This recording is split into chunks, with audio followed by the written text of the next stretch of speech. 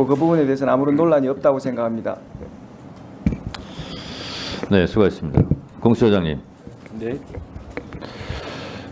지금 법원에서 발부한 영장에 의해서 내란죄 수사권이 있다고 주장만 하면 국민들에게 더 화를 돋구는 일입니다. 뜬 눈으로 밤을 지새면서 영장이 언제 나올까? 계속 자다 일어나서 뉴스 보고 기사 검색하고 또 체포하러 한남동 관저에 갔을 때 언제 영장 집행을 할까 하다가 다시 실패하고 돌아오고 그리고 뒷말도 무성합니다. 이 부분에 대해서 공수처장으로서 국민들께 사과 한마디는 하시고 시작해야 되는 거 아닙니까? 네. 공수처장으로서 저희들 그 체포영장을 집행했는데 그 경호처의 그 경호를 빌미로 해가지고 영장이 그 집행이 무산되었습니다. 그런 부분에 대해서 국민들께 굉장히 진심으로 사과드리는 바입니다. 그리고 그런 사법부에서 정당하게 발부된 체포영장이 제대로 집행되지 못해서 그 법치주의가 훼손되는 그런 모습을 보이게 한 점에 대해서 공수처장으로서 매우 가슴 아프게 생각하고 국민들한테 매우 죄송하게 생각합니다. 처장님, 공수처에서 경호처에서 그렇게까지 나올지 몰랐다. 진짜 몰랐습니까? 저희들 나름대로 지금 윤석열 내란 수계 피의자나 경호처나 정상이라고 생각하십니까?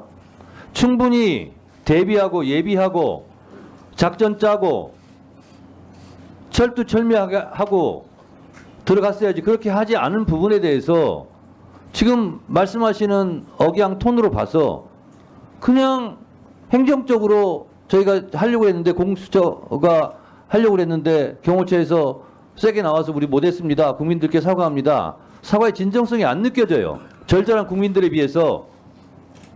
다시 한번 하세요. 그런 부분에 대해서 나름대로 매우 열심히 그 공조수사본부 차원에서 준비를 하였습니다. 그렇지만 그 일의 경과에 있어서 저희들이 예측하지 못한 부분이 많이 발생하였고 그래서 결과적으로 실패하였고 또 그런 부분에 대해서 책임을 통감합니다. 2차 집행에 있어서는 그런 차질이 없도록 매우 준비를 철저히 해서 최선을 다하도록 할 것을 약속드립니다. 진정한 사과는요, 하루빨리 영장이 다시 발부되면 신속하게 하루라도 1시간이라도 빨리 영장을 집행하는 거예요. 그 부분에 대한 각오, 다짐도 한 말씀 해주세요. 저희들 그 2차 영장 집행이 마지막 영장 집행이라는 그 비장한 각오로 철두철미하게 준비해서 2차 집행에 대해서는 목적을 달성할 수 있도록 공조본 차원에서 최선을 다하겠고 그런 부분에 대해서 최선을 다하겠습니다. 예. 똑바로 하세요. 우리 법사위에서 이런 아이러니가 있습니다. 국민의힘 의원님들은 왜 헌법재판소에서 탄핵 소추 안에 내란죄를 뺐느냐, 내란죄를 적용해서 빨리 윤석열을 사형이나 무기에 처하지 라는 듯한 인상으로 말씀을 하세요.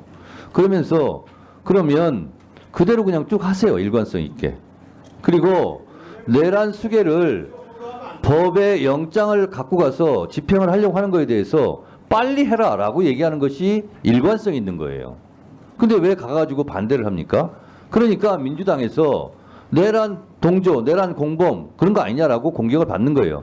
그러니까 공격받을 빌미를 안 주시면 돼요. 지금 여러분들께서는 아니 헌법재판소에서 왜 내란죄를 빼냐, 내란죄로 극형에 처해야지 이렇게 주장하시는 거 아니겠습니까? 근데 너무 걱정하지 마세요. 헌법재판소에서는 헌법재판을 하는 것이고 법원에서는 내란죄에 대한 형사재판을 하는 것이에요. 내란죄를 형사재판하는 법원에서 윤석열은 사형을 당할 거예요. 선고 당할 거예요.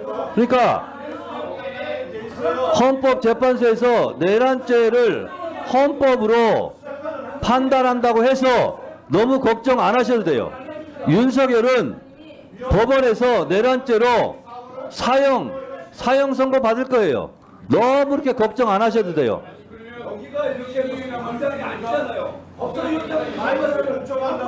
자, 2024년에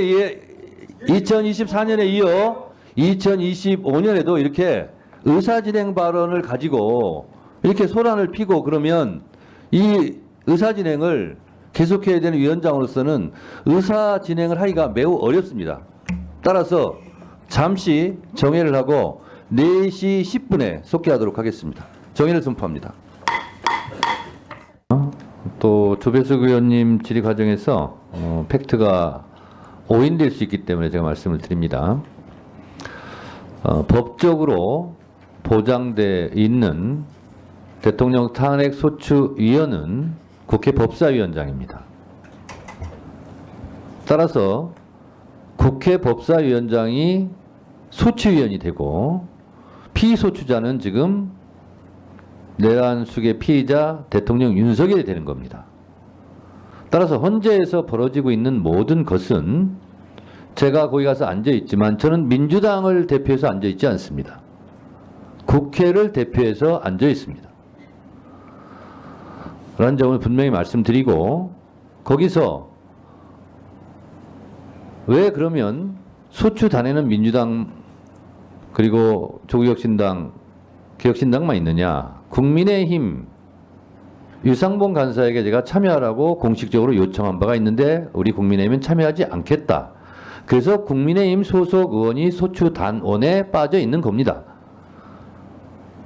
그래서 국회를 대표하는 것이다라는 말씀을 드리고 그래서 의원님들이 말씀 중에 민주당이 이렇게 빼라고 했다 저렇게 빼라고 했다 이런 의견을 냈다 하는 것은 잘못된 말입니다. 국회에서 라는 말을 붙여주시기 바랍니다. 자, 유명한 법원을 하나 말씀드리면 너희는 사실을 말하라 법관이 법을 주겠다 라는 유명한 법언이 있습니다. 국회에서 아무리 뭘 주장한다 할지라도 헌법재판관에서 재판소에서 받아들이지 않으면 받아들이지 않는 겁니다. 따라서 국회에서 소추 의결서를 낸 것은 사실이죠.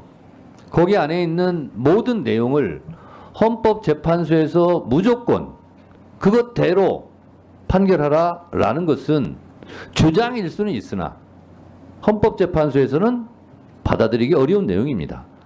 쟁점이든 뭐든 그것은 헌법재판소 재판관들의 판결의 몫이다 라는 거죠. 그런 면에서 왜 이렇게 빨리 진행하냐 왜 이걸 이렇게 하냐라고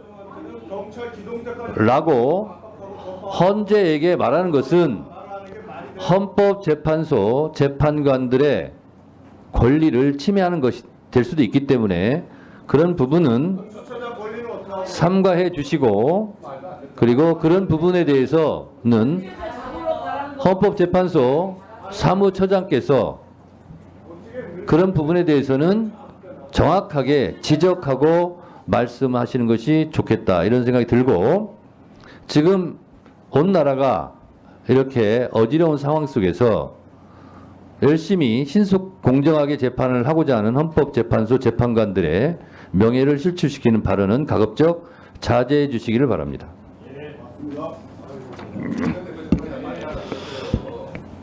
이재명 대표 재판 빨리 하라고 말씀하시는데 나경원 재판이나 빨리 하라고 스스로도 얘기하세요. 나경원 재판이 제일 오래 끊었어요. 의사진행 발언 안 드리겠습니다. 자, 헌재 사무처장님, 헌재 사무처장님, 예. 방금 긴급 속보가 떠서 확인 하나 하겠습니다. 헌재. 자, MBN 단독 속보인데요. 윤 대통령 헌재 출석 안 한다. 내란죄 철회 정리될 때까지 이렇게 나왔어요. 예. 윤석열의 지금까지 입장은 헌재 심판부터 받겠다. 물론 그 이전에 뭐 법 뒤에 숨지 않겠다. 당당하게 법적 책임을 지겠다 하는 것은 다 거짓말이 됐는데 거짓말 하다가 막판까지 몰려서 했던 거짓말인 것 같은데 헌재 출석 안 하겠다는 겁니다. 그러면 지금까지도 체포영장 이렇게를 법관 영장도 거부하고 헌재 출석도 지금 거부하는 거 아니겠습니까? 그래서 지금 14일 날 1차 심리가 예정돼 있지 않습니까? 예. 그래서 지금 안 나온다는 거예요. 그러면 헌재에서는 어떻게 앞으로 하게 됩니까? 그 절차에 대해서 말씀을 드리면 첫 기일에 당사자가 출석하지 않으면 첫 기일은 진행하지 못하게 돼 있습니다. 그래서 그때 그 기일을 고지할 당시에 그 혹시라도 불출석할 경우에 대비해서 미리 다른 기일을 고지한다고 안내를 한 바가 있는 거는 위원장님께서도 아마 들으셨을 것 같습니다. 저도 현장에 들었습니다. 예. 1월 14일, 16일을 1차, 2차 기일을 발표하면서 왜 2차까지 기일을 정하냐? 1차에 피청구인, 즉 윤석열 피소추자가 불출석할 경우는 1차 때는 하지 못하지만 2차 때는 관계없이 진행한다. 이렇게 제가 발표하는 걸 들었거든요. 그럼 그 발표대로 윤석열 피소추자가 1차 첫 기일 때 불출석하면 1차 때는 그러면 변론 기일이 없어지는 겁니까? 변론 기일은 있습니다. 있습니까? 변론 기일이 있어야지만 이제 그때 나오느냐 안 나오느냐가 그날 사실은 지금 그렇게 속보는 제가 말씀을 들었습니다마는 네. 그날 실제로 가서 14일 날 안 나온 것이 이제 확인이 돼야지 네. 이제 연기가 되는 것이고요. 그런 만약에 말씀. 윤석열 피소추인이 현장에 안 나왔다. 그렇게 되면 안 나온 걸 확인하고 그러면 그날 14일 날은 심리를 못 하게 되는 겁니까? 안 나온다면 그렇습니다. 네. 그리고 2차 때는 관계없이 진행을 하는 거고요. 그렇습니다. 네, 알겠습니다. 저도 질의하도록 하겠습니다.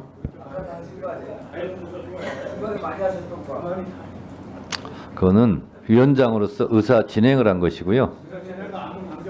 지금은 질문을 하겠습니다. 헌재 사무처장님, 예. 헌재에서 내란숙의 피의자 윤석열을 사형에 처한다. 이렇게 판결할 수 있습니까? 없습니까? 없습니다. 없죠? 예. 헌법재판소에서는 위헌 여부의 중대성을 가지고 윤석열을 파면할 것인가 말 것인가를 판결하는 곳이죠? 예, 그렇습니다. 네, 그렇습니다.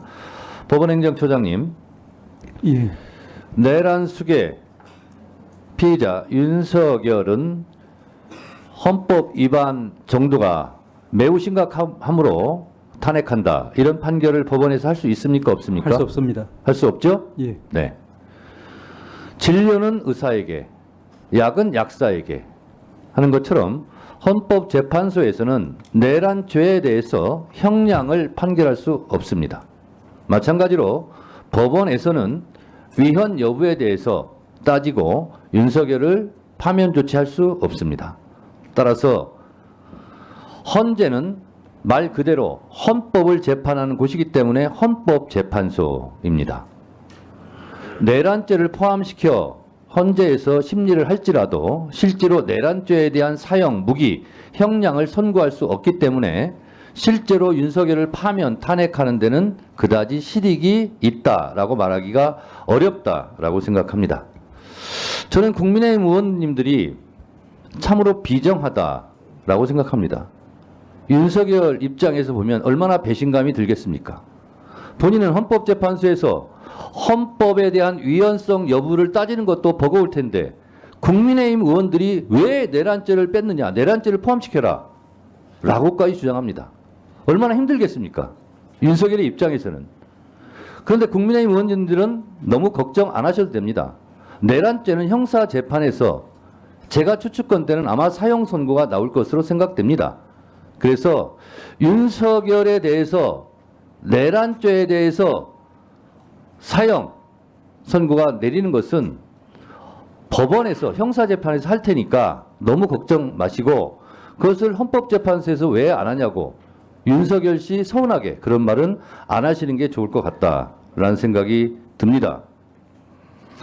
자, 방화범이 불을 저질렀습니다. 불을 질렀어요.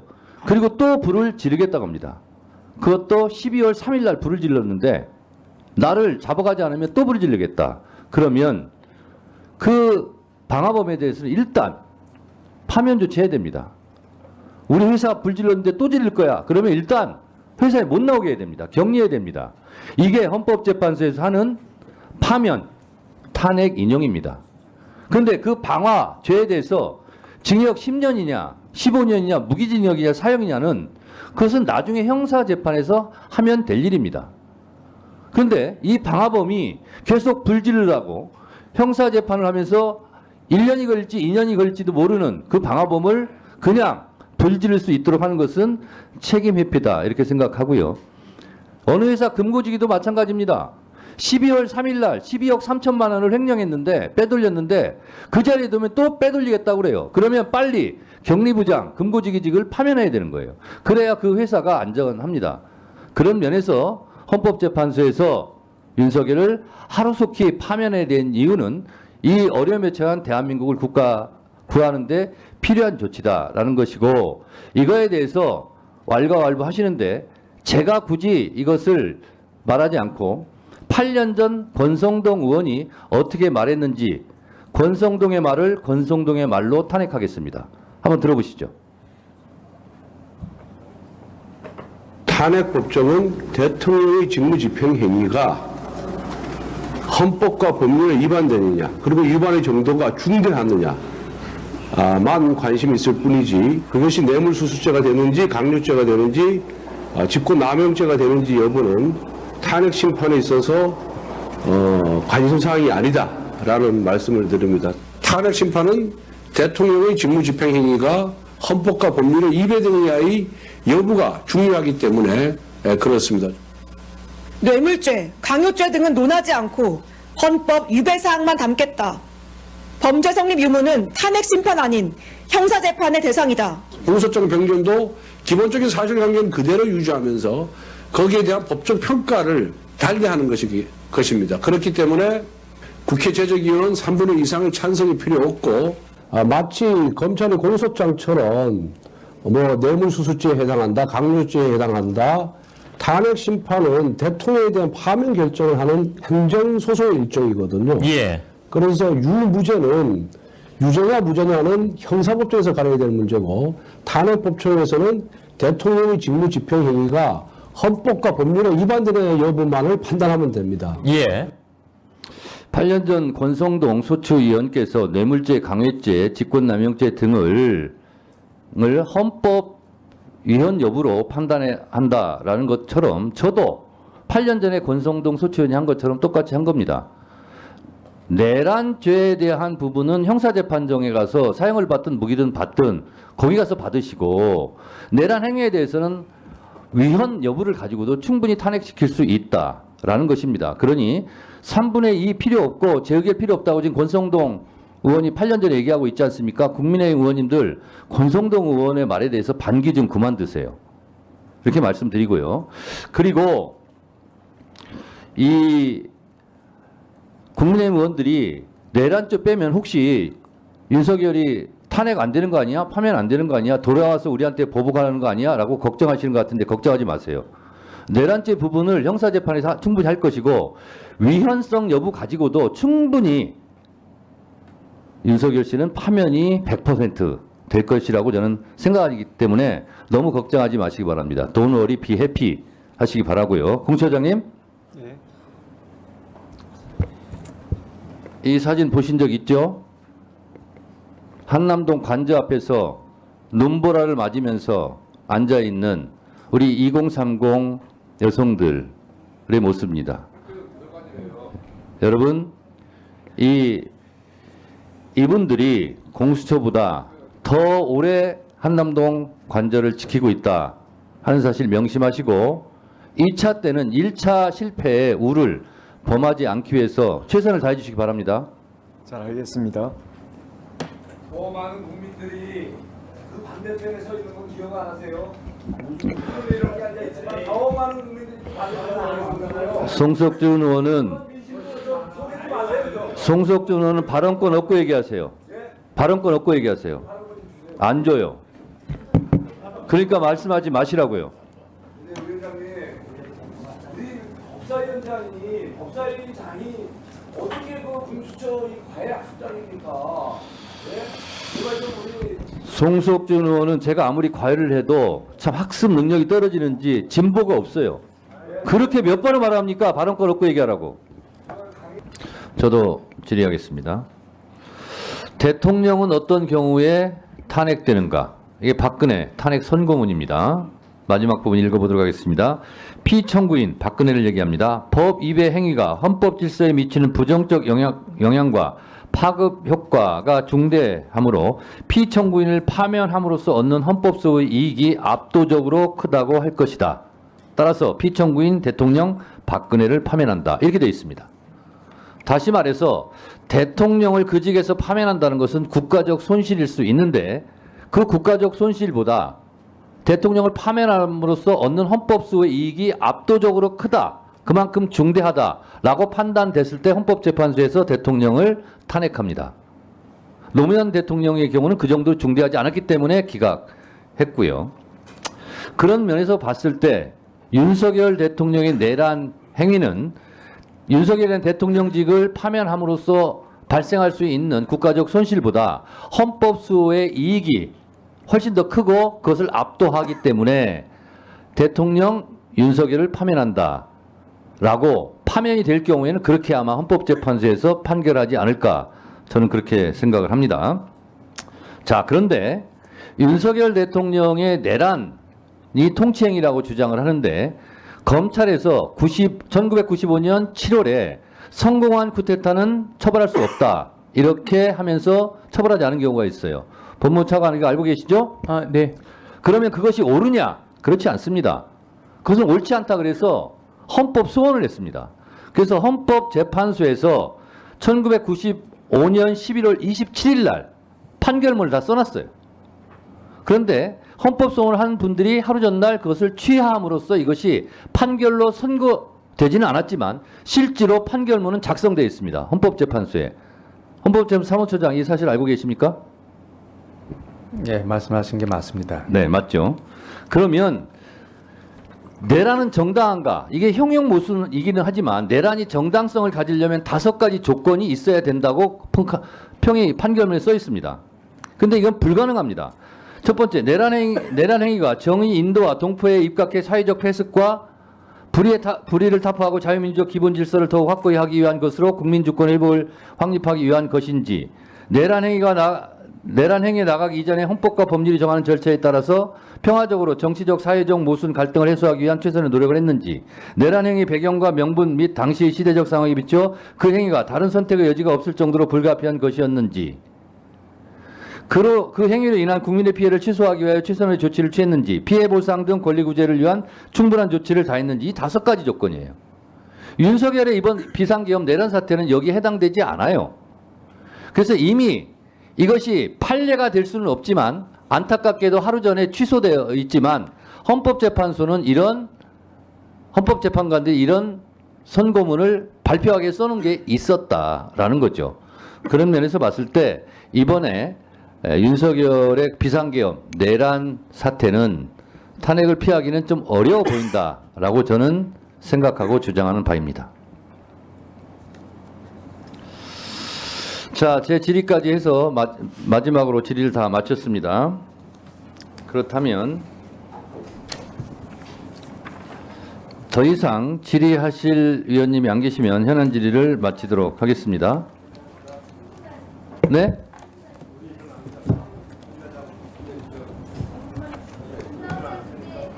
그러면 1분만 더 하세요. 네. 그러니까 다 안 하기로 했는데 박은정 의원님 특별히 1분 더 드리니까 1분만 하시고. 네.